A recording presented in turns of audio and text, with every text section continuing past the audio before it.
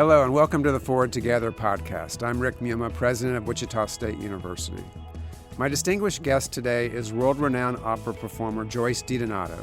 Joyce is a 1992 graduate of Wichita State and has gone on to perform on some of the world's most world-renowned stages, including La Scala in Milan, Italy, the Metropolitan Opera in New York, and the Royal Opera House in London. Her many accolades include several Echo Classic and Gramophone Awards, as well as 3 Grammy Awards for Best Classical Vocal Solo. She's joining us virtually today from her home near Barcelona, Spain. Welcome to the show, Joyce. All right, Joyce, it's so good to see you on the podcast today. Thank you for making the time.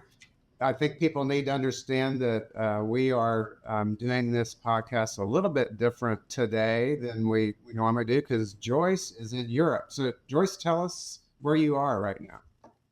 I'm between Barcelona and Girona, actually, and I'm a little bit in between travel jobs at the moment.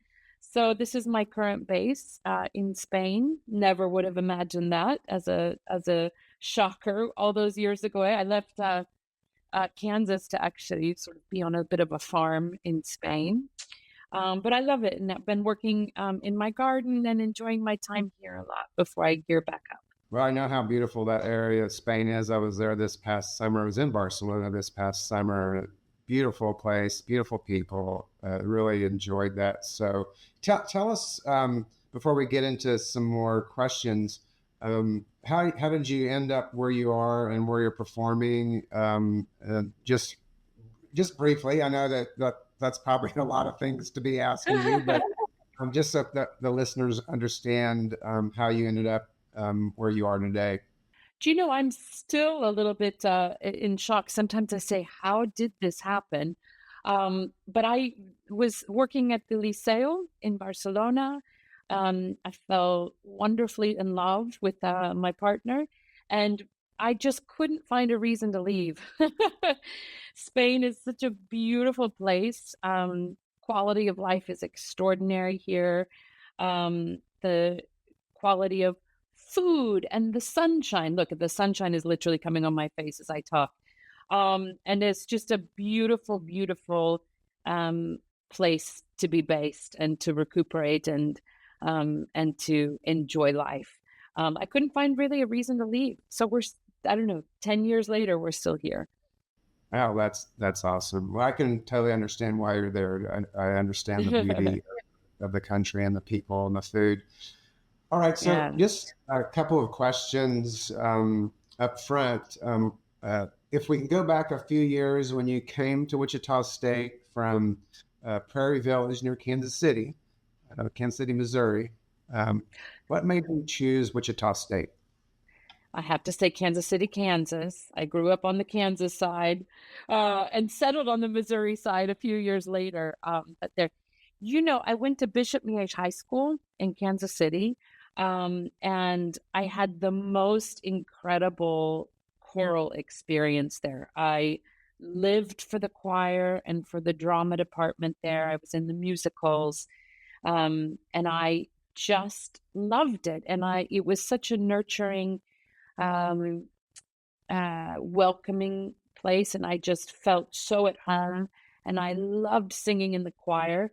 My teacher was Carl Wolf. And as I was thinking about universities, I thought for sure the only thing I knew that I wanted to do was to be a high school choral teacher. I was sure of it. And he had gone to Wichita State. He's a shocker. And he said, they have an extraordinary music ed program. And that sold me. And I did an audition for Dr. Boughton in Kansas City. They took me on. They gave me a scholarship. And I went into the piano department and the voice department as a music ed major. It was there that I discovered they also happened to have an incredible opera department. And that's where I got sidetracked. Well, I've heard so many things about folks that here. Alan Held, who's on our faculty, he speaks highly of you. And then just over the years, just hearing about you from just reading about you. I know that you've performed all over the United States, and I know that you've performed in Houston, where I'm from, and so I Um, kind of followed that connection when you were there. So you're quite famous. You know that, right? so, boy, okay, so I'm opera famous. Maybe I'll give you opera famous, and maybe Wichita famous. But that is a slightly smaller window of fame. It still boggles my mind to this day. Yeah. Yeah. And so you thought you wanted to be a teacher, and you said you were sure of that. What made you switch careers? So I went all through. I ended up doing 5 years of undergrad there at Wichita State, and in first semester of my fifth year, I think, is when I did my student teaching, and I was at North High School with Janine Vance, and I was at I don't recall the name of the elementary school. I did the high school in the morning, and elementary school in the afternoon, and it was a really economically challenged grade school where I was. And North also had particular challenges for the student population there, I remember. And I came home so overwhelmed at the need in the classroom for really dedicated teachers. And I felt as the time that semester went on that the call there was much more about education than music. And at the same time as I was doing my education degree, I was in the opera and I was performing and I was studying voice more and I was falling deeply in love with that element of performing and being on stage and the personal challenges of conquering everything you have to conquer as a vocalist. And I was so conflicted as this year of student teaching went on. And I remember talking to my dad. I said, Dad, I'm not sure what to do because I love the stage and I love singing. And I see the need in the classroom for really dedicated people. And I feel conflicted because I feel like I should do that, but I really love this. And my dad, it was really one of the best pieces of advice I've ever had. And he said, Joyce, there's more than one way to educate people. And that was really a key for me to follow this passion, this, I think, innate talent and this joy that I have on the stage and communicating from the stage through music.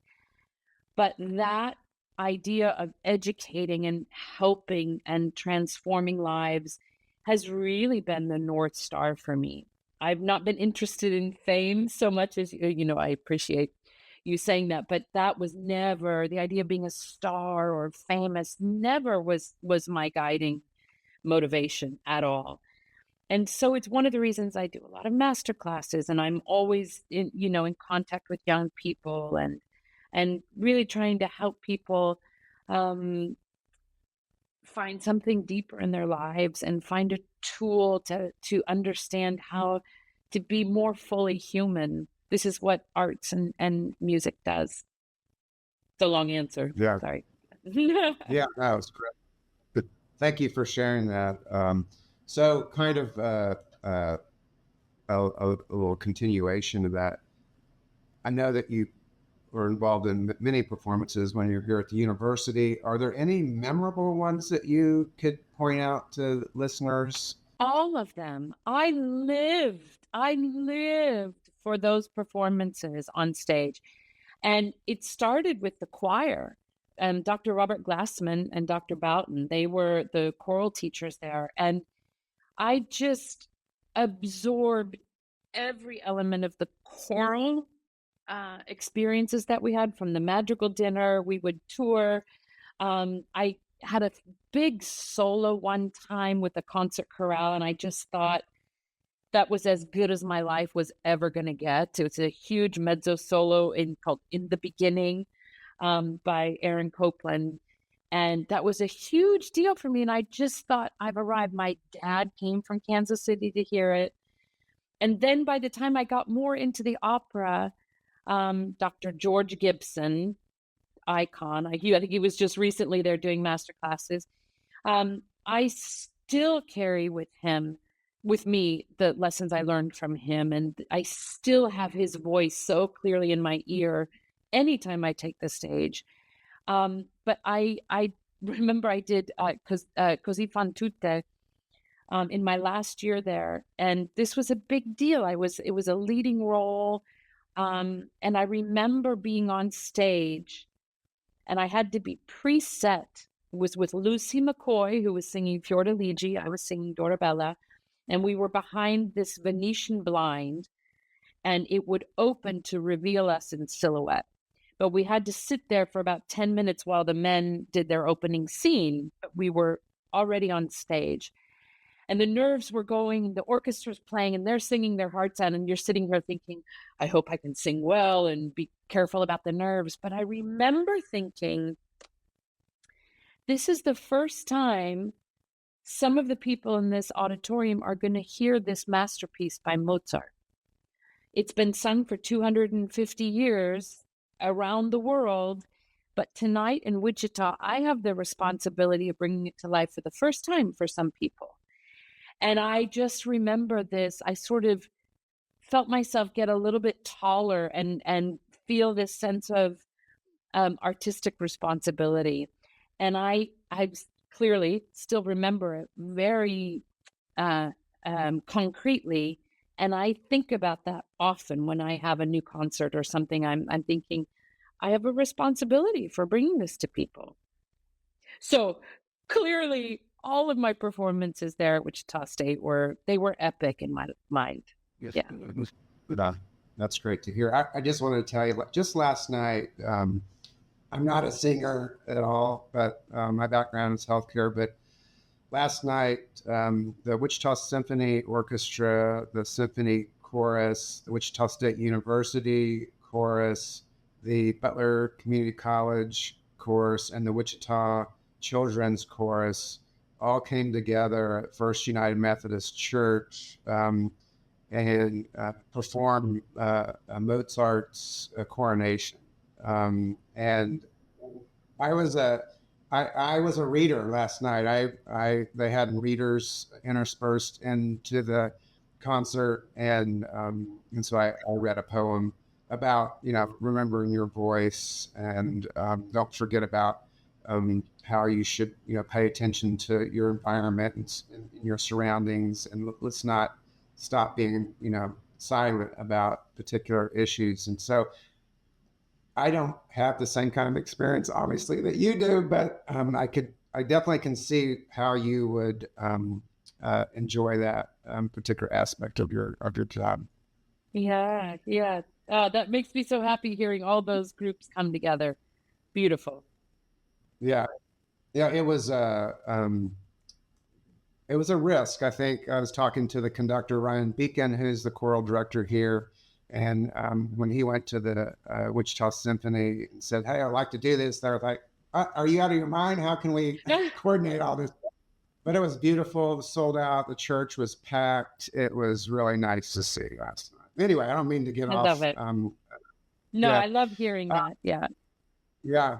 So, so you talked a little bit about some memorable experiences and a little bit about some of your professors. Anything you want to add about some of the professors that you've worked with or still might have some kind of connection with?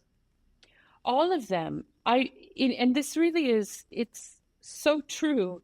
I think many times when I am having a big event, or there's a big premiere, or I'm with the Berlin Philharmonic, or I'm on stage at the Metropolitan Opera, I always feel like the people who have helped form me are in my pocket, or that they are literally on stage with me. To be a classical musician and to achieve a certain amount, to work professionally as a classical musician alone is an extraordinary Olympian, Herculean thing. Our measure of performance is perfection. We are expected to be perfect. Hit every note in tune, remember every word. It's a It's a pressure-filled business, and it is one in the case of a singer, as you heard last night, I'm sure, in the coronation, we're meant to be bringing something of the divine down onto earth, something bigger than ourselves, something inspiring. In the case of opera, many times I'm dealing with death and jealousy and hatred and exuberance and exultation, all these huge human emotions. And it takes a lot of work to master the voice, to master the musicianship, to master languages, to master the human condition in order to portray it. And there is absolutely no way we can do that on our own. And the formation of a musician begins when they're young. I had an extraordinary musical foundation from Carl Wolf, who went to Wichita State in high school. And I took that extraordinary musicianship and expectation of excellence into my freshman year at Wichita State, and it was just amplified. So all of those people have had a huge influence on my standard, my personal standard as a musician, as a colleague, and as a performer, about this idea of it's not just about how I'm perceived, it's about what I give, the capacity of what I can give to the audience. So every teacher that I had at Wichita State has had an impact on that. Even my poor, long-suffering piano teacher, Andrew Trachek, who would sit there as I would crumble through a Beethoven thing, and I finally gave up on piano. It was too hard. And he was very patient, but we would talk about phrasing, and we would talk about the delicacy of legato on the piano. So all of it, even if I'm not using it specifically, it all formed me. Yeah. I wanted to know, when's the last time you were here in Wichita? Do you remember? Has it been a while? Yes, it's been a while. Don't ask me the year. I never remember the years, but I was doing master classes there. I was doing masterclass. Yeah. And with wonderful, eager singers. And I loved it. Yeah. And I love that Alan is there with you all now. What a great, amazing, amazing mentor for so many singers. Yeah. Well, we would love to have you come back. You probably wouldn't recognize the campus. It's changed a lot in the last 10 years. We really have refocused our efforts, making sure that all of our students have the same kind of experiences that you had, that across all the disciplines. I wanted to if you could just tell the listeners what you're up to right now. I know that you said earlier you're in between performances right now. And yeah. So give us an idea of what it's like for the life of Joyce DiDonato and her performance. I started the season in the fall, opening 4 different North American concert series for the season in Minnesota, Chicago, St. Louis, and Montreal. Thrilling. And then I zoomed back across the pond to Paris and Geneva for some concerts. I've had 2 weeks off. I've been planting a lot of bulbs in my garden that, maybe I will see them next season. Maybe I won't, whether I'm here or not. And then I go down under for my first trip to Australia and New Zealand. I take a nonstop flight from New Zealand to New York, and I start the next day with my first time singing Amal and the Night Visitors at Lincoln Center. I'll have 2 weeks off, and then I'll jump into a North American tour of my next big project based on poetry of Emily Dickinson. That I would love to bring to Wichita State. I would love it. And then I zoom right back to New York, and I'm at the Met for Innocence in the spring at the Met. That sounds really, really busy and tired. How do you keep positive? How do you keep healthy? What's your philosophy around that? It's so much of it, I think, is mental, and I work very hard at nurturing joy and positivity within me. Not the easiest thing to do at this particular moment in time. The world is a bit chaotic, but I work very hard at it, and I come back, really, it's the same sort of thing, that I see the need of people to have music in their lives, to call them to something higher and something better. Exactly what you had last night at First United Methodist. And it's really vocational for me, and it's a world. I'm surrounded by masterpieces, and I'm surrounded by harmony and music, and I get to use my voice. It is the privilege of my life to do that. And it is tiring, it is hard, it's challenging in a lot of ways, it's full of pressure, but I dodge those in search of joy and positivity and sharing it. And so that's I say it sort of beats working for a living. I mean, I really do feel that. Well, it sounds like your work is your passion, and what an awesome thing to be able to have in your life. I wanted to also ask, where you're out in your travels all around the world, do you have people that you come across who know about Wichita State or the Shockers, or have you had any of those kind of funny interactions in your travels? Do you know, I do. I mean, I talk about baseball a lot, and I'm always very proud of all the World Series that I experienced when I was there back 100 years ago.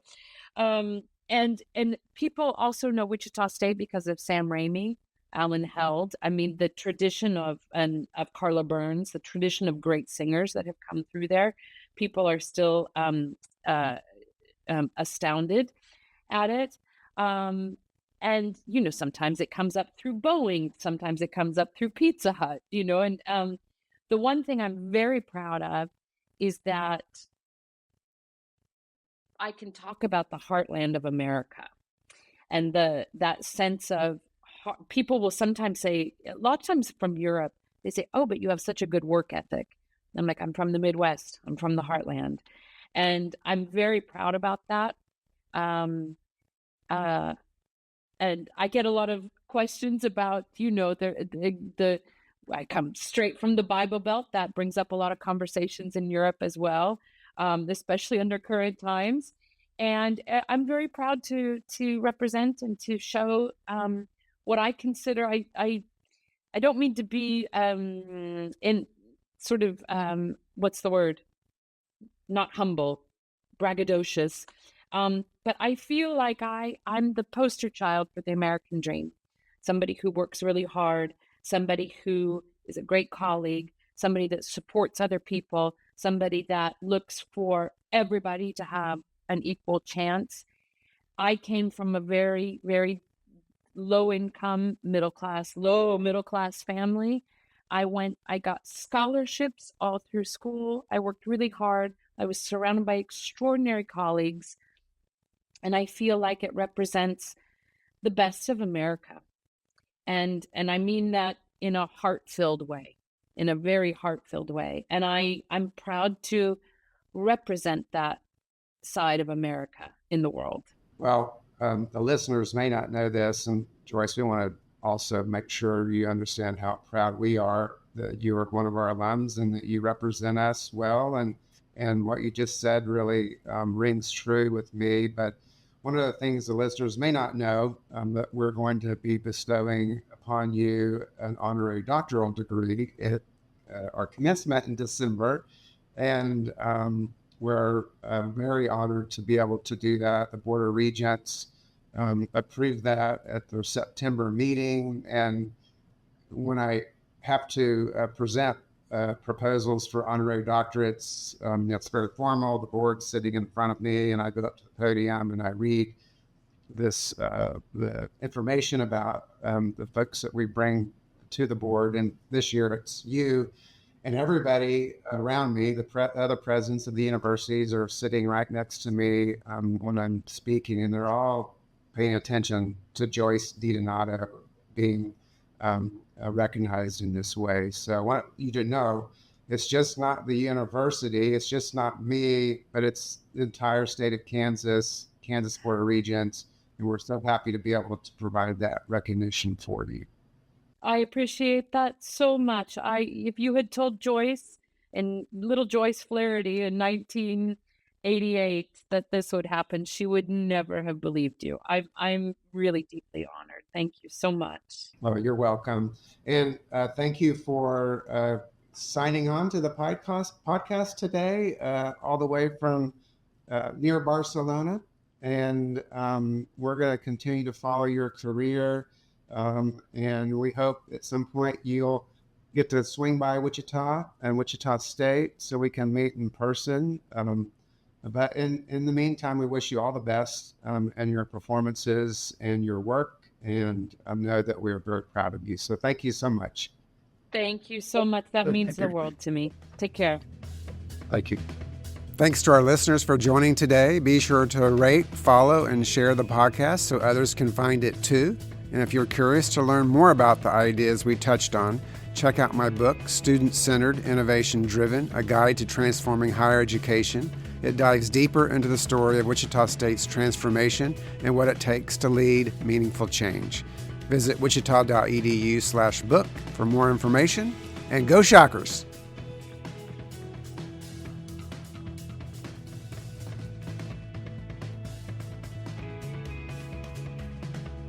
Sponsorship for the Forward Together podcast is provided by Scott Rice Office Works and the Shocker Store. Additional thanks to Nair Amp, WSU Carpentry Shop, and Go Create.